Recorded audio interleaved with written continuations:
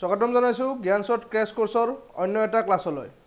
আজি আমি ক্লাছটোত বৰ্গ, বৰ্গমূল, ঘন, ঘনমূল এই বস্তুবিলাকৰ বিষয়ে শিকিম।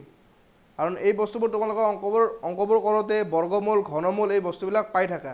আৰু বহুত ষ্টুডেণ্টৰ আমি দেখা পাওঁ যে এইবিলাকৰ বৰ্গমূলটো কেনেকৈ ওলাম, ঘনমূলটো কেনেকৈ ওলাম, কনফিউজ লাগি থাকে। গতিকে আহাচোন ক্লাছটো আৰম্ভ কৰোঁ। এতিয়া প্ৰথম আমি বৰ্গমূলটোৰ কথা ক'ম। চ' বৰ্গমূলৰ কথা ক'লে ইয়াতে দুটা বস্তু আহে, বৰ্গমূল। ঠিক আছে, বৰ্গমূল।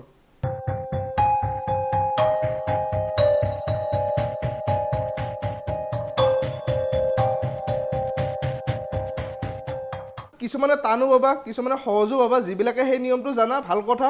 এই নিয়মটোৱে তোমালোকে কৰিব চেষ্টা কৰিবা। এই নিয়মটো মনত ৰাখিবা।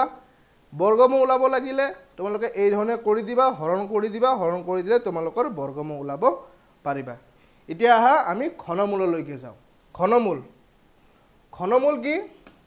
ঘনৰ ক্ষেত্ৰত দুটা থাকে, যেনেকৈ বৰ্গ আৰু বৰ্গমূল থাকে। ঘনৰ ক্ষেত্ৰতো ঘন আৰু ঘনমূল।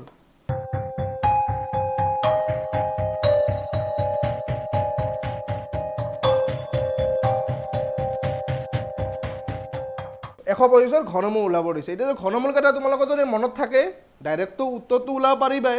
ধৰক সংখ্যাটো তোমালোকক জানা নেদি কি কেতিয়াবা ডাঙৰো দিব পাৰে, কিবা ডাঙৰ সংখ্যা এটা ঘনমূলো ওলাব দিব পাৰে। তেতিয়া তোমালোকে যেনেকৈ বৰ্গমূল ওলাবৰ কাৰণে উৎপাদক বিশ্লেষণ কৰিছিলা, সেনেকৈ ঘনমূল ওলাবৰ কাৰণে উৎপাদক বিশ্লেষণ কৰি দিয়া।